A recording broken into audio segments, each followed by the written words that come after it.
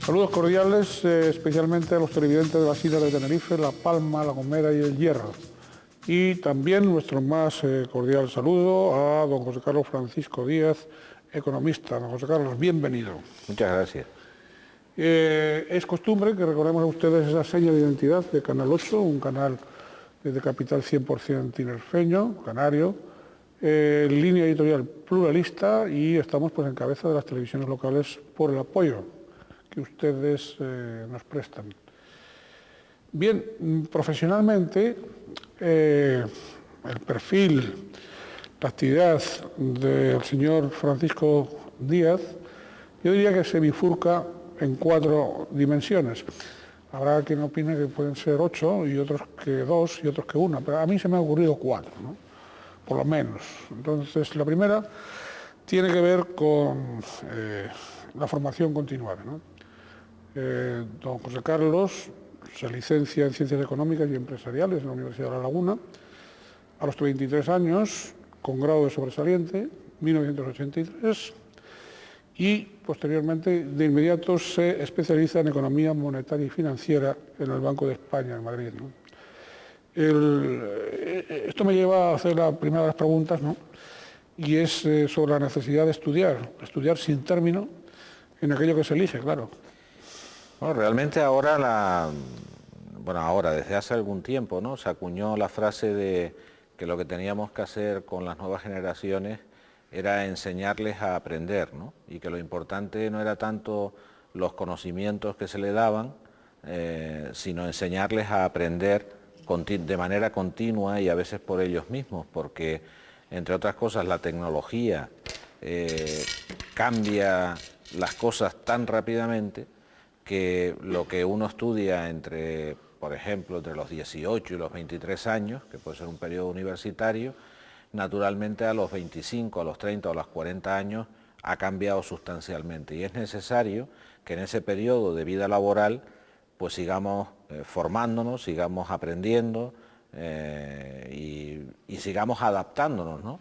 Porque si no nos quedamos fuera del mercado laboral. Fuera del mercado laboral. Muchas veces hay planteamientos de estudios, planteamientos de carreras, planteamientos de tal, que casi obedecen al pasado, no están proyectados de a futuro. Es decir, cuando acaban estos estudiantes sus graduaciones, sus carreras, son sobre unos esquemas que ya están absolutamente superados, o que van a estarlo dentro de 5 años, ¿no?, más o menos. Sí, ese es uno de los grandes, a veces de los problemas que existen, ¿no?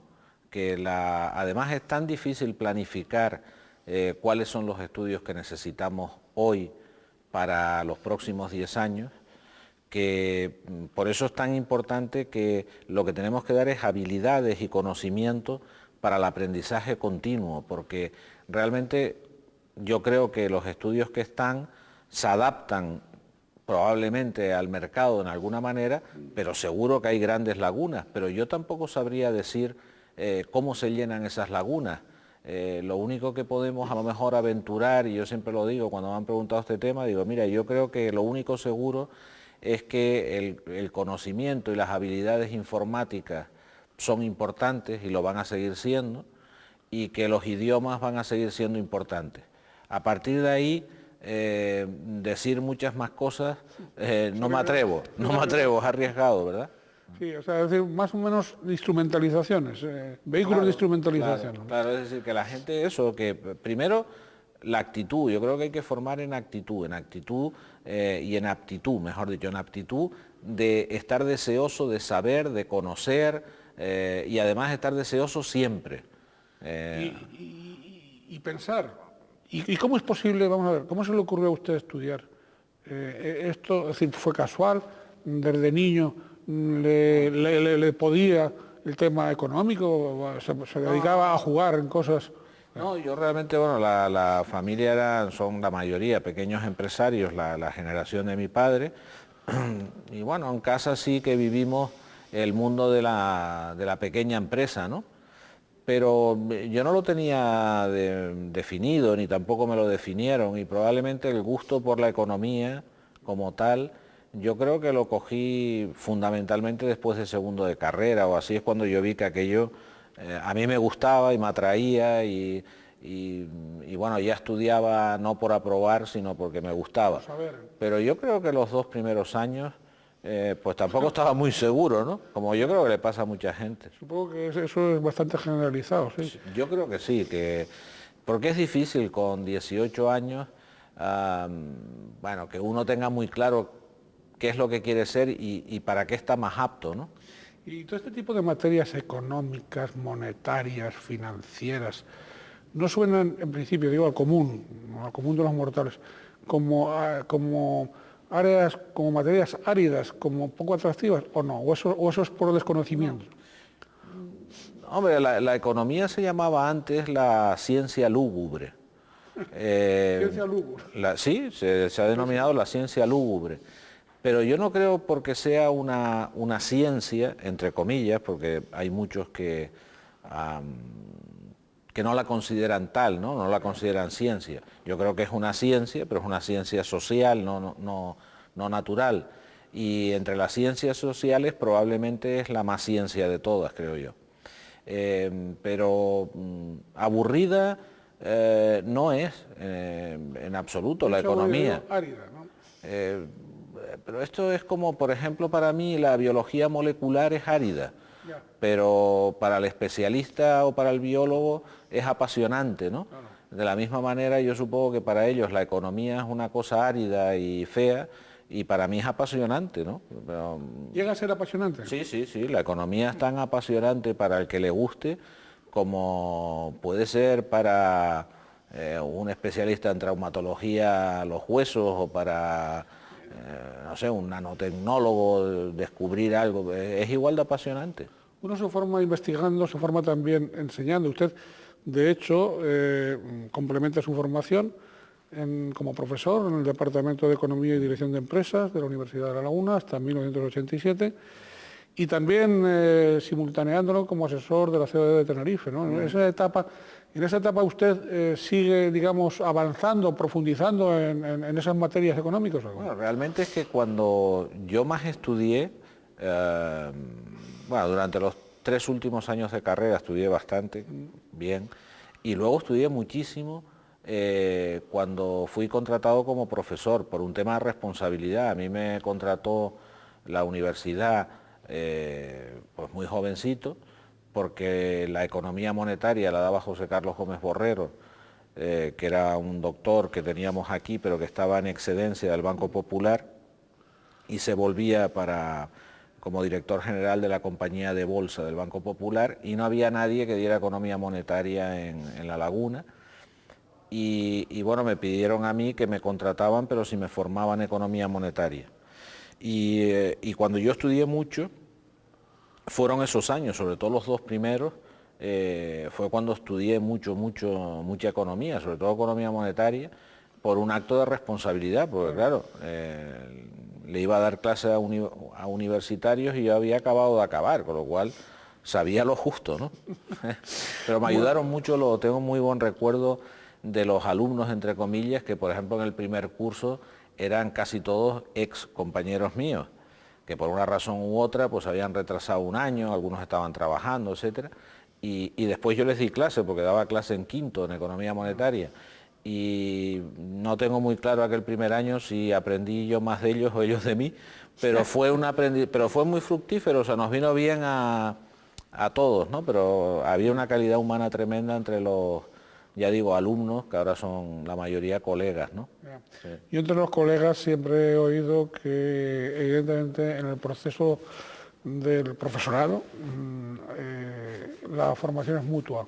Generalmente la formación es mutua si se hace con responsabilidad, si se enfoca con responsabilidad, tanto el alumnado como el profesor. Sí. El enriquecimiento y la formación perdura, es mutua, es un intercambio de información. Pero en mi caso era obvio porque mis conocimientos no eran demasiados en aquella época y era normal que yo aprendiera también de los alumnos.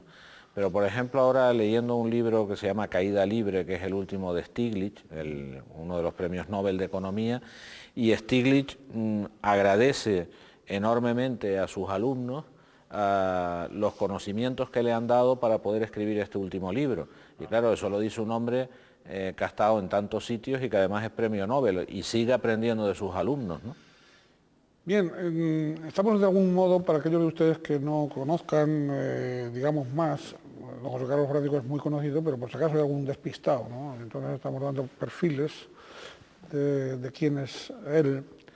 Y para ahora empezar ya a opinar, a escucharle sus opiniones sobre aquello que nos preocupa, aquello que es de actualidad y que no sabemos cuántos años más va a ser de actualidad, que es la crisis. Yo quería preguntarle primero, recoja unas frases, digo, en cuanto a los orígenes y la evolución, ¿no? Por ejemplo, Felipe González, no como expresidente del Gobierno de España, sino como ese alto cargo de la Unión Europea, y tal, pues hablaba, lo calificaba de emergencia europea y mundial, ¿no? ¿Realmente es una emergencia mundial? Es una crisis mundial. Es una crisis, es la primera gran crisis realmente global de verdad, es decir, que prácticamente ha afectado a todos los países. Más superior, perdón, que la del 29, el siglo pasado. Bueno, yo creo que la del 29 fue más traumática, entre otras cosas, porque las condiciones de partida eran peores, ¿no? La riqueza del mundo, el capital acumulado era inferior, la crisis fue tremenda. Tampoco fue muy bueno cómo se trató la crisis, las medidas de choque a la crisis no fueron las mejores, yo creo que ahora han sido mucho mejores precisamente porque aquella experiencia sirvió de bastante y probablemente las consecuencias de la del 29 fueron enormemente traumáticas, ¿no? Pero la de esta es una crisis muy importante, o sea, primero ha sido una crisis, realmente se inicia agosto del 2007, empieza, pero es que 2008, 2009, lo que llevamos de 2010 son años de crisis, es decir, llevamos 2 años y pico claramente de recesión, ¿no? Y además de una recesión en casi todos los países occidentales, por lo tanto, esta es una circunstancia muy compleja. Y en el caso de Europa es muy importante y en el caso de España es especialmente traumática porque se ha cebado, por una razón o por otra, que después tendremos ocasión a lo mejor de hablar, con el desempleo, ¿no? Bien. ¿Según el desempleo o el desempleo ha acelerado la crisis? Bueno, esto es ¿Una pescadilla que se muerde la cola? Sí, es un proceso interactivo, es decir, cuando se produce la crisis crea desempleo, pero el desempleado consume menos y al consumir menos aviva la crisis y al avivarse la crisis hay más desempleados, etcétera. Es decir, por eso ese círculo vicioso, crisis, desempleo, desempleo, crisis, hay que intentar romperlo por algún lado. Hay especialistas que sostienen que este tipo de crisis se produce cada 10 años. ¿Eso es así o no? ¿O esta es más profunda? No, en absoluto es así porque desde una crisis como esta, desde 1929, no ha existido. Por consiguiente... no es cada 10 años. No es cada 10 años. Y en segundo lugar, pensemos que la crisis quizás más importante antes a esta se produjo sobre los 90. Según qué países, por ejemplo en Canarias ya en el 89 fue un mal año, pero entre el 89 y el 92 hubo crisis, ¿no? En general, y fue importante.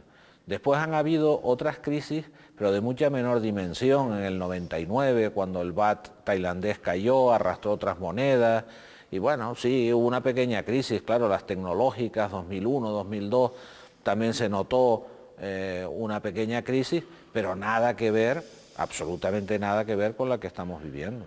No solo una causa, sino varias causas. Una la apunta usted, el efecto del paro. También hay quien sostiene que han sido consecuencia de los fondos europeos, los créditos baratos, los impuestos sobre el sector inmobiliario. ¿Esas son las causas principales de esta crisis o hay más causas? Bueno, causas probablemente son múltiples, pero sin duda hay algunas más importantes que otras. La primera causa de la crisis a nivel mundial se produce por lo que hemos llamado las hipotecas subprime, que básicamente son hipotecas de los bancos americanos a personas de muy baja capacidad de reembolso de ese dinero, pero que además no dieron las hipotecas, sino que dieron múltiples hipotecas, lo que llamamos nosotros las paquetizaron, las unieron, unas muy malas con otras regulares y con otras buenas, y una vez que las paquetizaron, las pusieron en un título que, bueno, que valía X, vendieron esos títulos. Y vendieron esos títulos a inversores en el mercado americano, pero también en el mercado europeo de manera importante.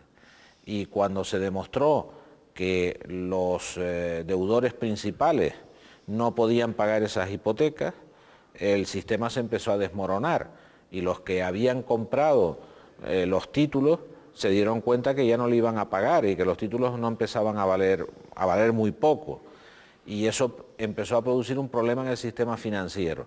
Y al producir ese problema, los bancos se dejaron de prestar y además perdieron la confianza entre ellos. Y al perder la confianza entre ellos, ni se prestaban entre ellos. Y los bancos, al no tener liquidez, nos dejaron de prestar a las empresas y a las familias. Y en una economía que no hay crédito, es un cuerpo en el que no hay sangre. Y la economía entró en una enfermedad terrible de la que todavía no ha salido. De la que todavía no ha salido, entre otras cosas porque el crédito todavía no se ha recuperado, y en el caso español particularmente porque todavía el saneamiento del sistema financiero está por hacer. Ya. Estamos en una especie de anemia ahí. Sí, tenemos una anemia crediticia, de la que todavía no hemos salido. Y mire, yo estuve antes hace unas horas en un notario, y me decía el notario, dice, mira, José Carlos, qué increíble, dice, los créditos al consumo normales de 6.000, 9.000, 15.000 euros, a familias normales, el TAE, el tipo, en fin, el tipo efectivo, ¿no?, de los créditos llega a 13, 14, 15% anual. Y el interbancario, que es el tipo al que se prestan los bancos, que suele ser la referencia de los tipos de interés, está en torno al 1. Y entonces dice, bueno, ¿esto cómo puede ser? Pues es que ya el Euribor, el tipo de interés al que se prestan los bancos, ha dejado de ser la referencia, y ahora la referencia es, pues primero lo que le cuesta el dinero al banco, que a veces no es lo que le pide a otro banco, que no se lo da, sino lo que nos paga a nosotros como depósitos, o la deuda que emite el banco, que le cuesta a veces un 7%. Y además le mete unos diferenciales. ¿Para qué? Para prestando menos ganar lo mismo. Los bancos nunca pierden. Bueno, los bancos pierden, pero cuando pierden... Que no se arruinan. Exacto, cuando pierden mucho los salvamos, porque los salvamos entre todos con dinero público. Por eso hay un movimiento a nivel internacional de decir, bueno, vamos a ver, si usted tiene una empresa de ladrillos, o esta tele, por ejemplo, Canal 8, que es capital privado, si Canal 8 va mal, los accionistas pierden todo el dinero que pusieron y los empleados se van a la calle. Se acabó. Pero el director de la cadena pues gana un sueldo modesto y, en fin, y los cámaras pues ganan una cantidad modesta. En los bancos, los accionistas pueden perder algo su dinero, pero los directivos están pagados maravillosamente bien, y las empresas que dirigen, que son los bancos, nunca quiebran, porque si van mal, va el Estado a ponerles dinero. Y esto, como se ha visto, sucede en todos lados, no es que estemos hablando de aquí. Y claro, lo que uno acaba de comprender es que dice cómo el director general de una empresa que hace cerámica gana 10 y el del banco gana 1.000, cuando el del banco, cuando va mal, lo salvan. Y el de la cerámica se arriesga a perderlo todo. Y el del banco, cuando va bien, gana unas cantidades astronómicas. Es decir, ese es un tema que yo creo que la verdad hay que regular un poquito. Ahí habría que Aunque tengo que decir que yo, que estaba muy por este tema, desde que el Madrid fichó a Mourinho, se me han ido todos los argumentos abajo, ¿no? Claro. Sí, se quiere decir unas cuantías. Sí. Pero vamos a ver, realmente resulta escandaloso desde el punto de vista público, ¿no?, el que trascienda las informaciones, por ejemplo, de las cantidades que cobran mensualmente determinados directivos bancarios y no digamos ya las cantidades de jubilación, que ya son astronómicas, ¿no? No, y no solo las cantidades, sino la banca, Ricardo, y algunas grandes empresas, ¿no? Podemos decirlo, no pasa nada, Telefónica, por ejemplo, ¿no? En nuestro entorno inmediato, yo tengo un compañero mío de carrera que hace 8 o 9 meses pues trabaja en un banco, y bueno, me lo encontré y tal. Oye, a ver si te veo, porque el otro día no he ido por el banco. Dice, no, yo ya no estoy en el banco. Coño, digo, ¿qué pasó? ¿Qué pasó? Dice, no, que me prejubilé. Digo, ¿pero cómo te vas a ver prejubilado? Sí, me prejubilé. Claro, estas cosas son, hombre, me alegro por él, ¿no? Porque además él está muy contento y muy feliz, claro. Pero claro, con 52 años, él es un poquito más que yo, con 52 años estar jubilado, tampoco eso parece razonable. Es que el país no puede soportar eso. Es que el país lo que no entiende es que diga, bueno, a ver, miles de personas de 52 años están jubiladas con el 80, el 90, incluso el 100% del sueldo. Y luego dicen que los que se jubilan a los 65 tienen que esperar a los 70. Claro, es que hay que dar, yo creo, hay que hacer lo que a veces aquí dice el presidente del gobierno, pedagogía, que lo he oído mucho. Claro, hay que dar pedagogía y hay que dar ejemplo para que la gente diga, bueno, aquí hay una coherencia, ¿no? Pero... Sí, esto, yo quería preguntar, ¿da la impresión, o es que están peor que nosotros, que la crisis no afecta tanto, por ejemplo, a determinados países de Asia, ni a determinados países de América Latina? ¿Sí les afecta también? No, les afecta mucho menos. Es verdad, yo estaba ahora pasado mañana, me voy a Brasil, estuve en México la semana antepasada y la situación de ellos es mucho mejor que la nuestra. Realmente no están, o sea, ya han salido de la recesión, están creciendo, los precios de las materias primas han tenido una evolución buena en los últimos años y ellos han beneficiado de eso. Y realmente, probablemente el país, curiosamente, que mayores problemas puede ser Venezuela, a pesar de que tiene la materia prima más importante, el petróleo, y tiene sus dificultades, pero Colombia está en cifras económicas, Colombia está bien, Brasil está bien, México le afectó la gripe A mucho por el tema del turismo, que tuvo un mal 2009, pero está recuperando también, y como Estados Unidos ya este año va a tener un crecimiento del 3 y algo por ciento, México se va a aprovechar de ese tema también. Es decir, que las economías latinoamericanas, por ejemplo, no están sufriendo tanto la crisis, y luego pues las economías asiáticas, China e India, pues claro, siguen creciendo entre el 6 y el 8% anual. Es decir, una cosa impresionante, pero bueno, una cosa que yo quería preguntar, vamos a ver. El estar en el área porque a todo esto hay muchas personas en la calle que en este momento estarán viendo la entrevista y siguiéndola y dirán, pero bueno, nosotros qué hemos hecho de malo que no han hecho los mexicanos o todos esos países que están nombrando. Bueno, pues esto es ¿Qué es lo que ha pasado? Claro que a nivel personal nadie ha hecho nada para merecer esto, ¿no? ¿Qué he hecho yo para merecer esto? Pues probablemente ninguno de nosotros ha hecho nada malo para merecerlo, pero también es como si los chinos dicen, bueno, a pesar de que nosotros estamos creciendo, ¿qué he hecho yo como chino para trabajar en una obra 14 horas al día, subido en andamios de bambú y durmiendo en el mismo sitio? O sea, bueno, yo creo que tampoco, ¿verdad? Al final, luego pasamos a la dimensión, a una de las dimensiones de las 4, que es la política. Al final, a lo mejor hay alguna responsabilidad política mayor que de la ciudadanía. Ahora iremos a eso. Claro. Ahora iremos a eso. La hay. Bien.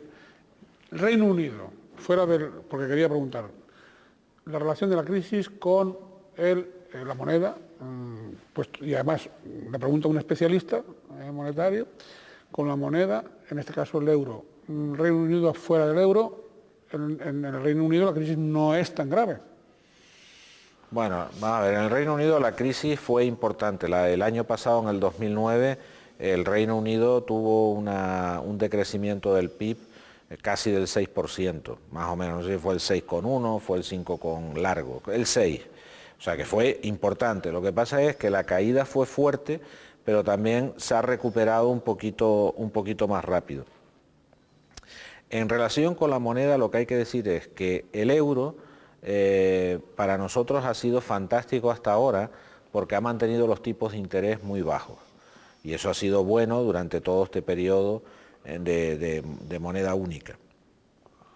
El problema que tiene el euro es que España, en las crisis anteriores, cuando tenía problemas de pérdida de productividad y por tanto de competitividad, devaluaba la moneda. Y al devaluar la moneda, nuestros productos, incluyendo el turismo, se hacían más atractivos fuera porque en términos de un alemán o de un inglés costaban menos, ¿vale?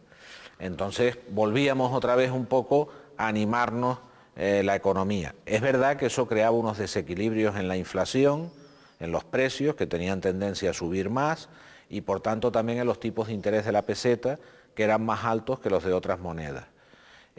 Por consiguiente, lo que sabemos ahora es que yo creo que nadie niega que estar en el euro es bueno. ¿Seguro? Sí, yo estoy seguro que sí. Desde el punto de vista de la economía familiar, da la impresión, perdona que me moleste, que le interrumpa, da la impresión de que nos ha empobrecido a todos. Lo que hay con el euro, lo que hubo con el euro es que es una subida de precios, yo creo que generalizada, cuando entró el euro. Es decir, que cuando hacías la cuenta decía, oye, esto ahora si lo cambio a pesetas es bastante más caro que antes, ¿no? Bueno, eso se pudo producir.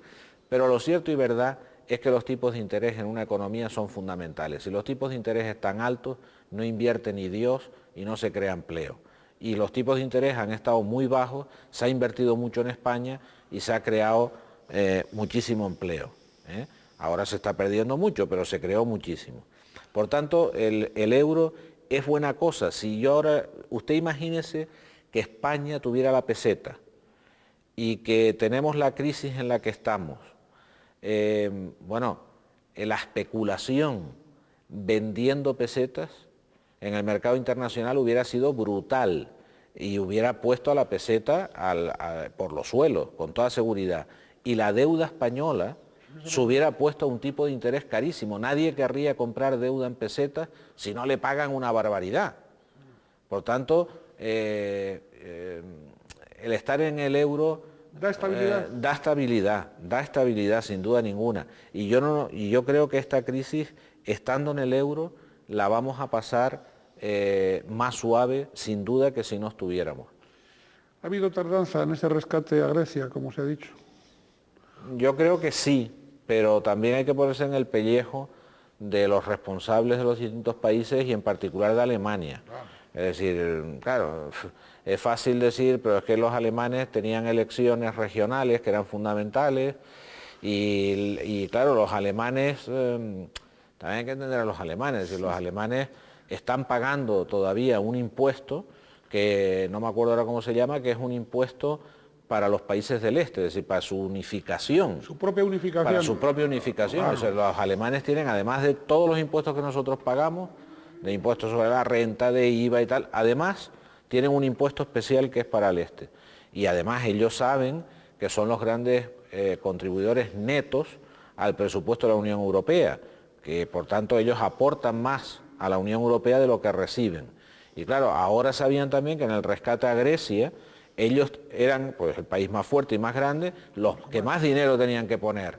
Y claro, el alemán, en fin, es reacio a ese tema. Por lo tanto, yo creo que se respondió tan rápido como las circunstancias permitieron, ¿no? Oiga, y una pregunta, curiosidad simple periodística.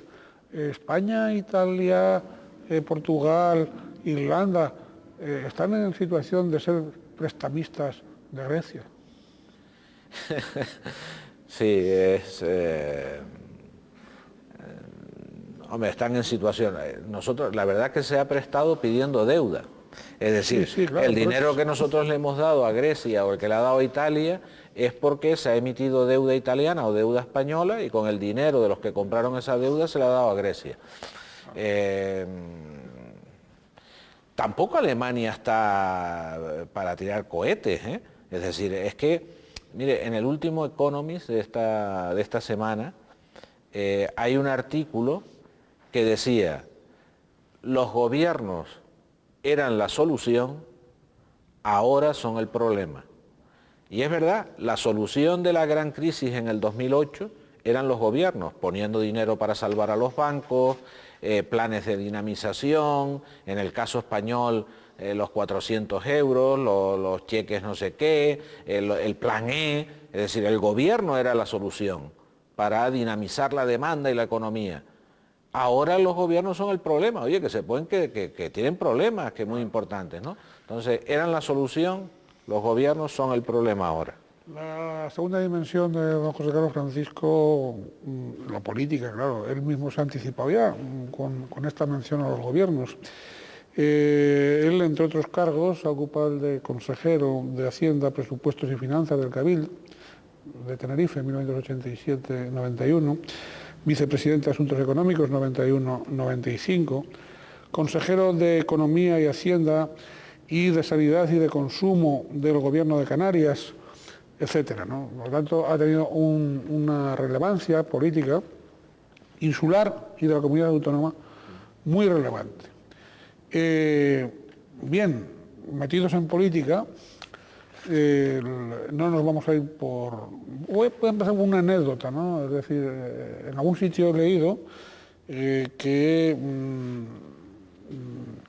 un viaje reciente de mayo del año pasado, del ministro don José Blanco con el secretario estadounidense de Transportes, Ray Lahoud, comentó en un viaje que hicieron entre el trayecto Madrid-Zaragoza del AVE, ¿no?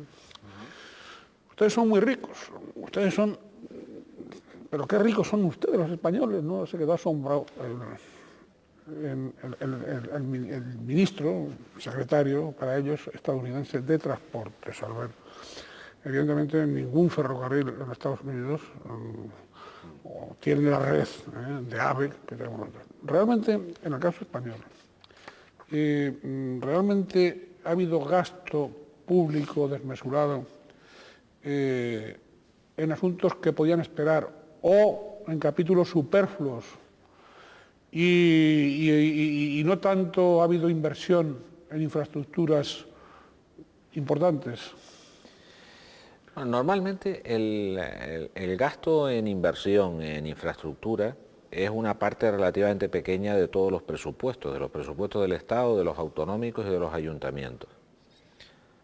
Probablemente desgraciadamente, porque el gasto en infraestructura productiva mueve el país, ¿no? Por tanto, y ahora va a haber un recorte sustancial en ese tipo de inversiones, ¿no?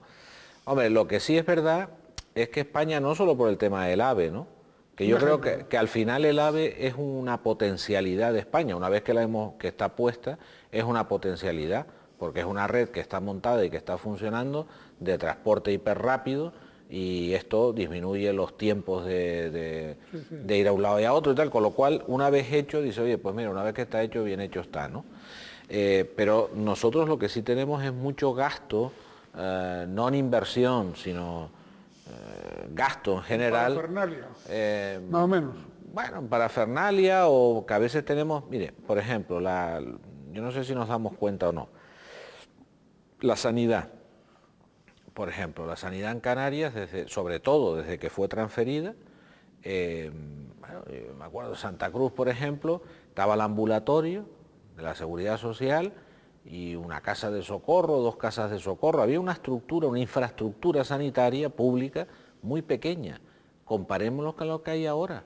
Los centros de salud que hay, en cerca de casi cualquier casa un centro de salud, bueno, con unos medios razonables, con tal, aparte de la infraestructura hospitalaria que se ha desarrollado. Todo eso no es el gasto en inversión, es el gasto en mantener a las personas que están dentro. Yo no sé ahora, pero para que se hagan una idea. Por ejemplo, se está haciendo el Hospital del Norte y del Sur. ¿Cuál largo me lo fiáis? Sí, amigo Sancho. Pero el tema para hacernos una idea y se comprenda, en mi época, si hacer un hospital, construirlo, costaba 100, el mantenimiento anual del hospital era 100.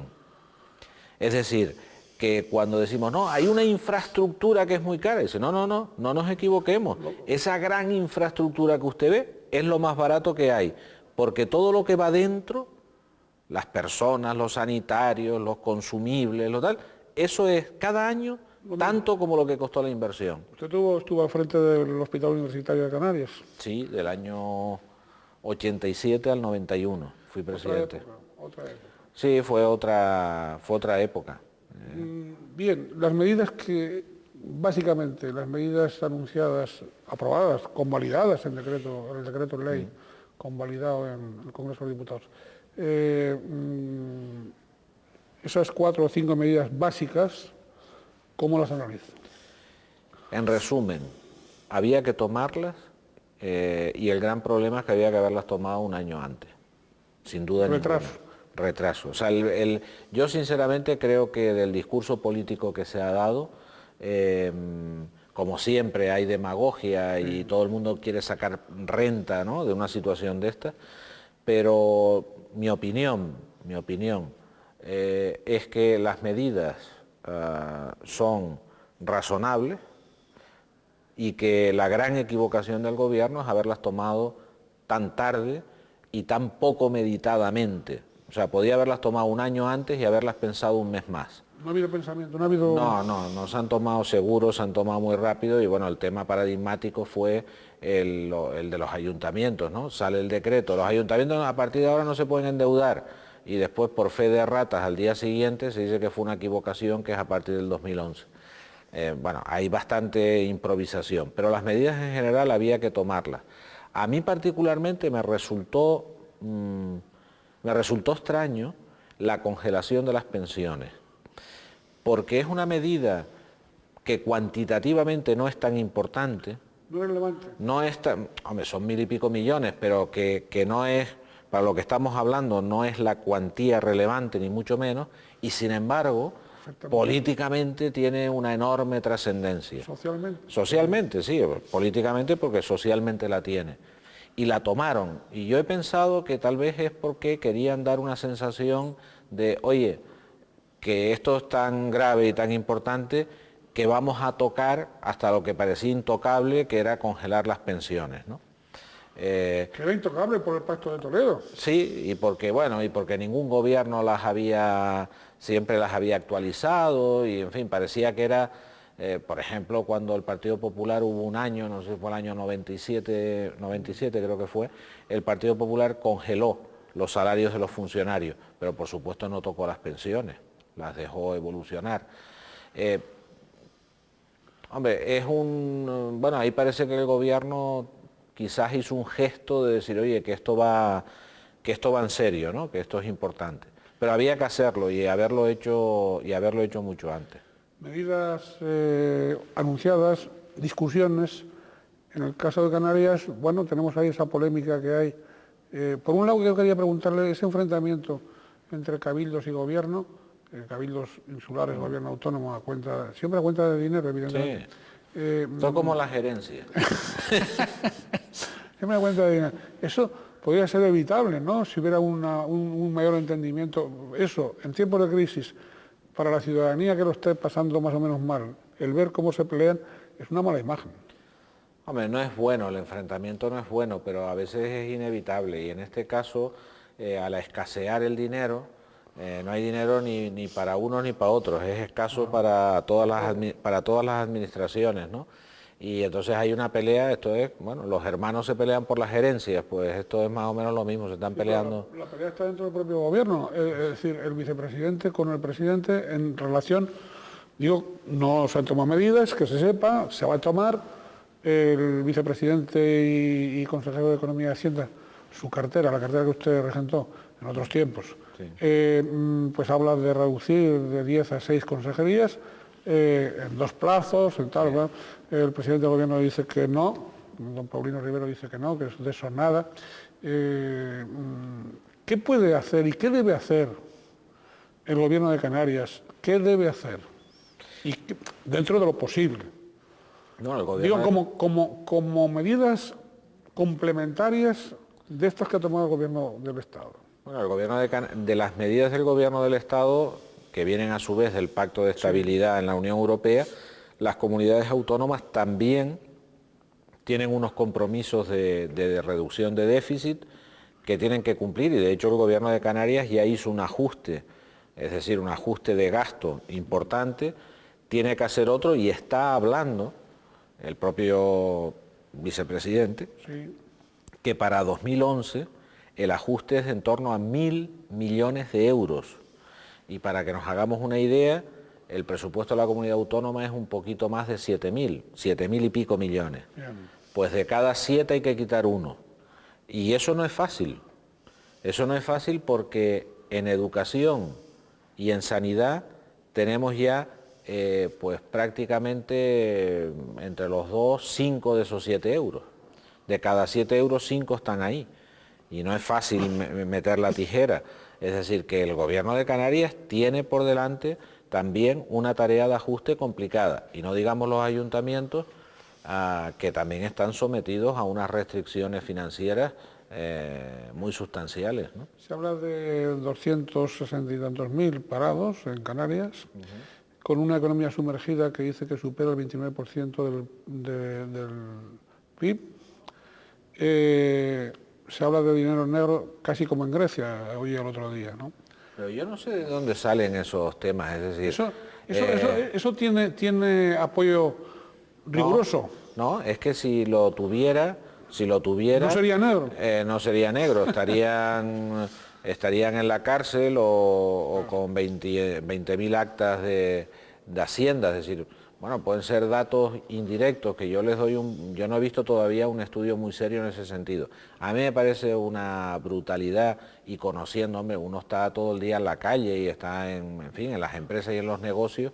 Y yo estoy convencido que cuando aquí más se habló de economía sumergida, se hablaba de un 20-25%, y era la época donde, por ejemplo, el 80% de la gente compraba el piso dando una cantidad en dinero negro, donde la mayoría de los contratistas pagaban una parte a sus trabajadores en un sobre todos los meses aparte, y cuando en esa época hablábamos de un 20-25%, eso se acabó, prácticamente no existe. Y por tanto hablar que ahora ha subido sobre esa tal me parece una cosa que no me concuerda absolutamente nada. Ahora, lo que sí es verdad es que tenemos prácticamente el 27% de paro y que el paro es altísimo, es una cifra histórica la de los 260.000 parados. En fin, esto es absolutamente cierto, ¿no? Una mayor afección en el sector juvenil, en el sector joven. Recientemente, estos días, leía una investigación de la Universidad Autónoma de Barcelona que hablaba en el conjunto español de 1 de cada 3 jóvenes entre 16 y 29 años ha perdido el empleo en los últimos 3 años, desde que arranca la crisis, ¿no? Y bueno, ¿hay remedio para ese? O sea, ¿cómo remediar el paro? No, es que el paro solo se remedia si la economía crece. Es decir, o la economía se pone otra vez a crecer y por tanto a demandar empleo, o no generaremos empleo de forma importante. O sea, es que esto es una cosa sencilla. Es decir, pero perdón, no consiste en las medidas de paro, es decir, esa no es... No, las medidas que nosotros, vamos, si pensamos que las medidas... las medidas del despido, las condiciones de despido, eso es tan básico. Mire, ¿no? Las medidas del despido, una vez que ya en España estamos en 4,5 millones de parados, en Canarias en 260.000, 28% de la población activa, ya gran parte del ajuste está hecho. La desgracia es que en economía, cuando algo va mal, uno puede ajustar en precio o en cantidad. En el caso del mercado de trabajo, en una empresa uno puede decir, oye, un 20% menos de producción, necesito un 20% menos de empleados o un 20% menos de salario por empleado. Como no podemos hacer lo segundo, lo que hacemos es despido el 20% que me sobra. Entonces nosotros hemos hecho todo el ajuste en España en cantidad, echando personas a la calle. Y eso está en gran medida, el ajuste está hecho, no finalizado, pero en gran medida está hecho el ajuste. Por lo tanto, la reforma laboral que se vaya a hacer no va a solucionar el problema de que, por ejemplo, vamos a abaratar el despido y entonces las empresas van a despedir menos. No, ya el ajuste se ha hecho. mayoritariamente. Es más un tema de futuro, de decir, oye, para que las empresas no tengan tanto miedo a volver a contratar, porque la empresa ahora que le ha costado, nosotros en España el despido es 45 días por año trabajado. Un trabajador que lleva 10 años, pues tiene 45 días por 10, 450 días, casi un año y largos de salario, de despido. Claro, al empresario que le ha costado despedir esa cantidad, cuando las cosas empiezan a ir bien, se lo piensa 4 veces en volver a contratar a otro, pues dice, ya no es que me cueste al mes 2.000 euros mensuales, es que como lo tenga que despedir porque las cosas vayan mal, oye, me cuesta cada año otro mes y medio. Entonces, casi que la reforma laboral lo que va a tratar de hacer, supongo, es dar un poco más de confianza para las contrataciones futuras y que el mercado se avive, sea un poco más flexible, quizás la gente entrará y saldrá con más facilidad de las empresas, etcétera. Pero no va a solventar la reforma laboral el problema del paro. Si no hay crecimiento económico, podemos hacer 17 reformas laborales que no vamos a resolver el problema del paro. Antes hablaba usted de en el caso de Canarias, de esos casi 7.000 y pico millones de euros de presupuesto, 5.000 y pico entre educación y sanidad, reducir 1.000, que es las previsiones que hay, con lo cual, pues hay poco margen. Estos días también, en una comunidad autónoma tan como la catalana, se hablaba de fusionar del orden de 104 organismos autonómicos, 104, fusionarlos y por lo menos se han quedado en 40, han reducido 40, no más. Lo que le quería comentar, no tenemos en el caso de Canario, y le pregunto ya tanto a don José Carlos en su dimensión de político como en su dimensión de presidente, de consejero de empresas, de planes estratégicos, de desarrollo de Canarias, etcétera. No tenemos excesivas administraciones, excesivos organismos, excesivas entidades, excesivas tal. Para una comunidad autónoma como la Canaria, donde entre el escalón autonómico, el insular, el local, cabría una reducción, evidentemente, y un ahorro, y ahí supongo que sí, se puede ahorrar mucho. Sí, vamos a ver. Primero, cuando se hablan de fusiones de organismos, entes autonómicos, empresas públicas, y hay que tener cuidado, porque lo importante no es que, mire usted, yo soy magnífico, habían 100 y ahora lo hemos dejado en 40 empresas públicas y entes y tal, y organismos autónomos o lo que sea. Lo importante no es eso. Lo importante es, pero usted cuando ha fusionado, ha reducido la dimensión, el tamaño, el personal, los directivos, los consejeros de esas empresas, o lo que ha hecho es sumarlos, porque si lo que ha hecho es, antes éramos 80 empresas, ahora somos 40, pero estamos los mismos, usted no ha hecho nada. Eso no sirve de nada. Es una mera cuestión de maquillaje, es casi yo diría un engaño. Un engaño. Es decir, bien a las fusiones y a las reducciones en el número si se hacen reduciendo desde arriba consejeros, directivos y trabajadores. Si no, no sirven de nada. Si no, estamos en la misma. Y segundo, el tamaño de las administraciones, el número de las administraciones públicas. No es un tema exclusivamente de Canarias, que aquí tenemos una casuística, los cabildos, pues un nivel de administración más, etcétera. Pero, por ejemplo, el número de ayuntamientos. Es que en España es brutal. En España, yo no sé, hay 8.000. 8.000 y pico, sí. Hay 8.000 y pico. Bueno, en Canarias tenemos 80 y algo. Por población nos correspondería tener más o menos, en España hay 8.000, casi 400. Y tenemos 80 y algo, con lo cual podríamos decir, en Canarias estamos estupendos, don Ricardo, solo tenemos 81. No, es que en España es una locura. Y en Canarias también lo es. También lo es. ¿Por qué? Porque la distribución territorial en España y de los municipales en España y en Canarias también, pues viene de tan antiguo que era la época en la que el mero hecho de que hubiera un barranco, pues hacía que una parte del barranco no tuviera nada que ver con la otra y no se vieran y no se hablaran claro, pero eso ha cambiado totalmente, con lo cual, claro que nosotros tenemos muchos municipios. Hay un caso, Grecia, en su plan de ajuste griego, de cada 3 ayuntamientos quita 2. Increíble, ¿eh? O sea, Grecia también tiene otra locura municipal y de cada 3 quita 2, fuera. Bien, habría quizás que tomar nota aquí, ¿no? Digo, en muchos organismos. Sí, pero ya digo que nosotros tenemos ese problema en Canarias, pero que no es exclusivo de Canarias, es todavía más exagerado el problema en el resto de la España peninsular.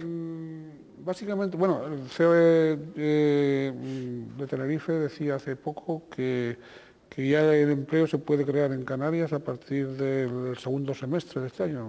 ¿Usted participa de esa opinión? Sí, es posible. Sí, nosotros tenemos en el turismo nuestro principal aliado. Y si el sector turístico empieza a crecer, aunque sea suavemente, este es un buen indicador para nosotros.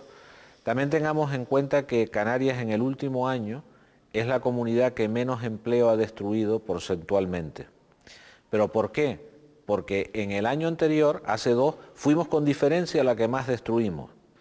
Con lo cual se cumple la teoría de que nosotros las crisis nos empiezan antes y salimos un poco antes. Yo espero que sea verdad y que nosotros empecemos a recuperar un poquito de empleo en el segundo semestre. Es cierto que algunos expertos lo afirman, que se está desaprovechando el 20% de nuestros recursos humanos, ¿o no?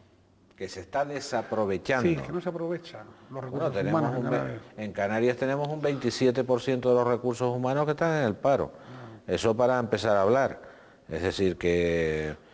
Claro, pero es que ahí sí que el caso español es diferencial.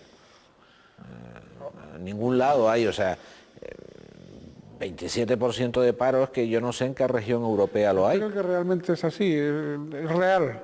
Sí, es real, yo creo que es real. Lo que pasa es que es verdad que 2/3 de esas personas que están en paro reciben remuneración, o sea, reciben subsidio de desempleo o alguna ayuda. Pero esa ayuda se va acabando porque la crisis dura demasiado. Y ese es el gran problema. Cuando se acaben las ayudas, cuando se acaben los subsidios, el problema será dramático. Don Carlos, quería preguntarle, bueno, también habría que decir, entre otras cosas, que es director general, cofundador de Arisco 99, primera y única empresa de capital de riesgo en Canarias. ¿Parte del futuro empresarial aquí va por este tipo de empresas o no? No, porque si fuera, y ojalá que no fuera así, porque es que nosotros somos la única sociedad de capital riesgo en Canarias. Y es una empresa relativamente pequeña que invierte en otras y no, el futuro no va por ahí. Bien, la cuarta dimensión, por supuesto, es la cultural. Ya el tiempo se nos va y yo, en fin, don José Carlos ha colaborado en revistas, en publicaciones, libros de economía canaria, de turismo, de gestión sanitaria y particularmente es autor de 2 publicaciones, Cuenta atrás, 1998, y Canarias, Moratoria y REF, 2003. Nos habla muy brevemente de esas 2 obras. Bueno, es decir, obras me parece un exceso, son 2 ensayos. Reflexiones. Son 2 ensayos, 2 reflexiones, pero tienen valor en la medida en que en Canarias no publicamos demasiadas cosas de ese tipo, ¿no? Con lo cual están bien. Tiene valor. Bueno, yo creo que algunas lo único que en el 2003 yo, además de una forma yo creo que hasta vehemente, en mi libro, en el epílogo del libro, hablaba de que vendría una crisis en Canarias importante, que no la estábamos previendo, que no la estábamos teniendo en cuenta, que ya habían indicadores que daban a entender que las cosas estaban cambiando para peor, etcétera, etcétera. Pero la verdad es que yo hablaba de una crisis por causas endógenas nuestras, ¿no? Y la crisis ha sobrevenido por nuestras propias causas, pero sobre todo por causas exógenas de la crisis internacional, con lo cual ahora hay una crisis de caballo. Pero en fin, yo reflexionaba en el último libro, por ejemplo, sobre 2 temas que son el régimen económico fiscal, que ahora está en boga porque estamos hablando de tratar de cambiarlo para adaptarlo a lo que viene. Con el REF nos va a pasar justo lo que me preguntaba al principio, con la educación, ¿no? ¿Qué tipo de estudios se necesitan para el futuro? Pues vamos a ver qué tipo de de régimen económico fiscal, se necesita para el futuro. Y después estábamos hablando con una ley que en Canarias ha sido muy importante, que es la ley de moratoria, que llamamos la ley de ordenación del territorio y tal, que es lo que llamamos ley de moratoria, que es una paralización de las construcciones hoteleras, ¿no? Entonces, bueno, pues hacía un análisis sobre ese tema. Muy bien, pues lamentablemente se nos ha ido el tiempo, nos quedan muchísimas más preguntas para otro momento. Sí que no puedo dejar de tal, porque si no después la directora de Canal 8 me puede llamar al capítulo. Y es que me dijo, está de viaje y me dijo, pregúntale a Carlos de parte mía si esa reunión de los grandes popes del mundo, ¿qué tal?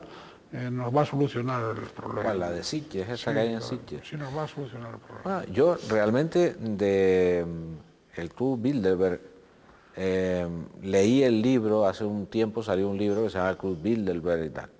Y bueno, lo leí y conozco a algunas de las personas que van. Sinceramente, bueno, esa opinión que hay un poco de que el Club Bilderberg maneja el mundo y que lo que decidan ahora en Sitges es lo que va a cambiar el mundo, pues yo creo que es un poco de, a ver, no de ciencia ficción, pero de novela muy elucubrada, ¿no? Pero lo que sí es verdad es que esa reunión congrega a algunas de las personas o con más experiencia en el mundo o con mayor poder de decisión en el mundo. Y un poco lo que hablan ahí, pues normalmente después es trasladado, por ejemplo, al Fondo Monetario Internacional, a la Organización Mundial de Comercio, a los grandes think tanks, a los fondos de inversión. Y claro, cuando a tantos sitios distintos y tan importantes les trasladas unas opiniones parecidas, pues normalmente eso se nota y tiene influencia. Pero en fin, no es una cosa arreglada y tal. Me gustaría estar alguna vez para poder informar con mayor conocimiento de causa, pero... Muy bien, pues muchas gracias a don Carlos Francisco, muchas gracias a todos ustedes. ¿Desea agregar algo o no?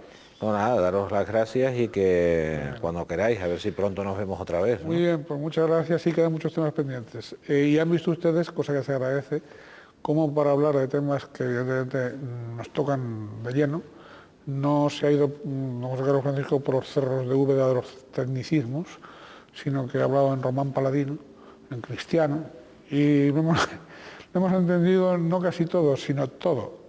Muchas gracias, entre lo que lo hemos entendido y lo que adivinamos, claro. Muchas gracias a él, muchas gracias a ustedes y desearles, como siempre, lo mejor. Lo mejor es que sean felices en la medida de lo posible.